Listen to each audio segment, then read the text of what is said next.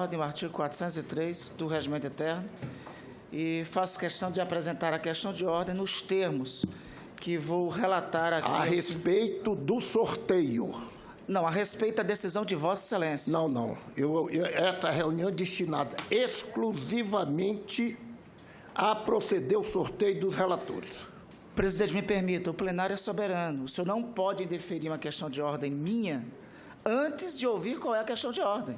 Sim, mas eu estou querendo que diga a relação da questão de ordem. A questão de ordem é sobre uma decisão sua, em relação a um processo que diz respeito a mim. E eu vou recorrer de vossa decisão. E primeiro eu vou fazer o sorteio. Presidente. E na sessão seguinte, que houver após o sorteio, Vossa Excelência pode tomar... Presidente, então eu recorro da decisão de Vossa Excelência ao plenário com fulcro no artigo 404 do Regimento Interno. Eu quero que a assessoria... O senhor está...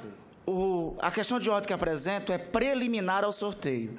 Vossa Excelência não quer sequer que eu apresente a questão de ordem. Eu recorro dessa decisão de Vossa Excelência ao plenário. Sim, mas eu quero saber o seguinte, essa questão de ordem é sobre o sorteio. Essa questão de ordem é sobre o procedimento do sorteio. Eu aceito. É uma preliminar. É uma preliminar sobre o sorteio e sobre o procedimento de Vossa Excelência. Sobre o sorteio, eu aceito a questão de ordem sobre o sorteio. Então, vamos à leitura da questão de ordem, senhor presidente.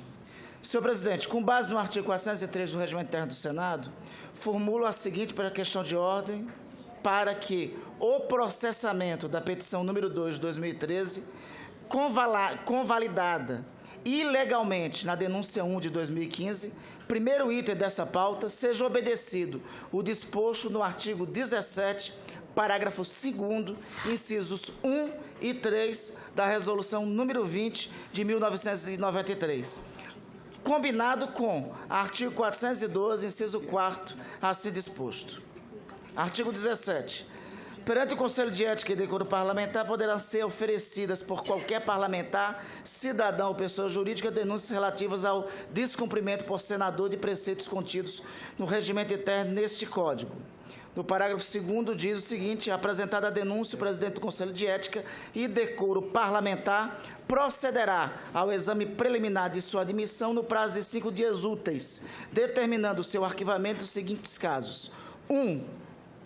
Inciso 1, que destaco, falta de legitimidade ao seu autor. Inciso 2, se a denúncia não identificar o senador e os fatos que lhe são imputados. Inciso 3, que destaco, se ressalvados os casos previstos no inciso 1 do artigo 3º dessa resolução, os fatos relatados forem referentes a período anterior ao mandato ou se forem manifestamente improcedentes. Assim, senhor presidente, o primeiro fundamento que apresento é o prazo regimental para o exame preliminar de admissibilidade da petição número 2 de 2013. Seria em 6 de junho de 2013, 5 dias úteis após o seu recebimento. Ou seja, ocorreu preclusão consumativa no caso, para que seja, e por isso peço para que seja arquivada a petição de imediato, conforme as regras deste Conselho.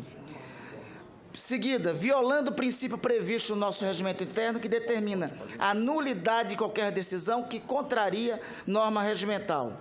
Seguida, não somente esses pedidos, mas também nos termos do inciso 1 do parágrafo 2º do artigo 17 da Resolução 20 de 1993, faltando legitimidade ao autor, a petição deve ser prontamente arquivada, o que é o caso, já que nos termos do artigo 55, parágrafo 2º da Constituição Federal, somente a mesa diretora ou partido político representado no Congresso Nacional tem legitimidade para denunciar fato que pode ser já perda de mandato, como é o caso das alegações que propõem quebra de decoro parlamentar.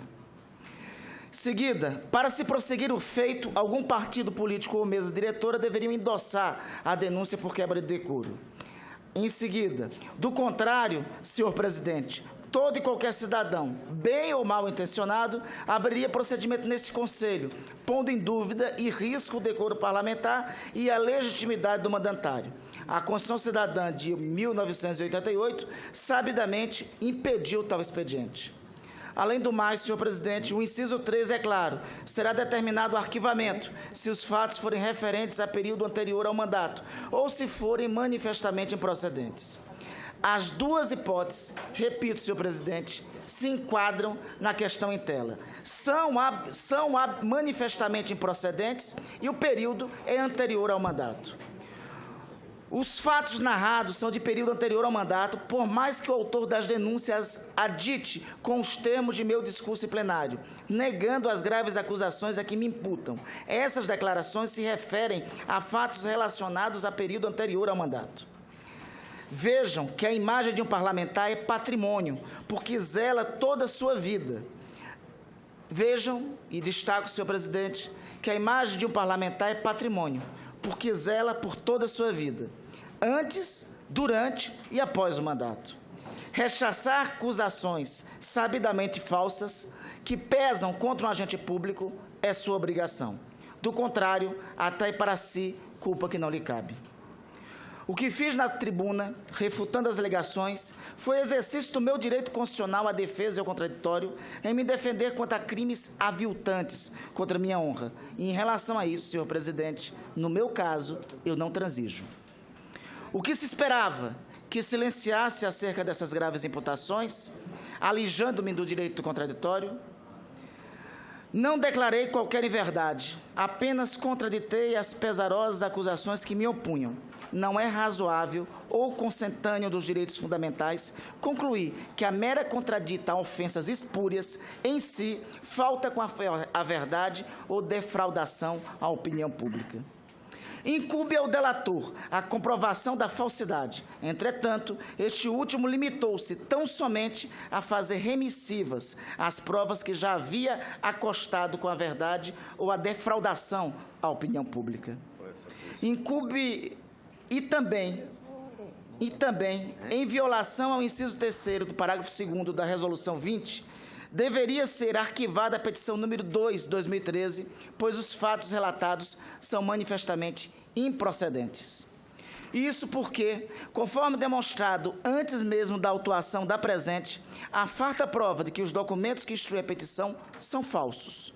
A perícia oficial assim atesta, já juntada por mim, em petição de esclarecimentos. E a todos os meus pares neste Conselho foi distribuída.